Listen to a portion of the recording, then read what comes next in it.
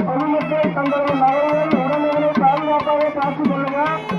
நகைகள் உடனே பாதுகாப்பாக அழைத்து வந்த சிறிய பாதுகாப்பாக கற்றுக்கொள்ள பாதுகாப்பாக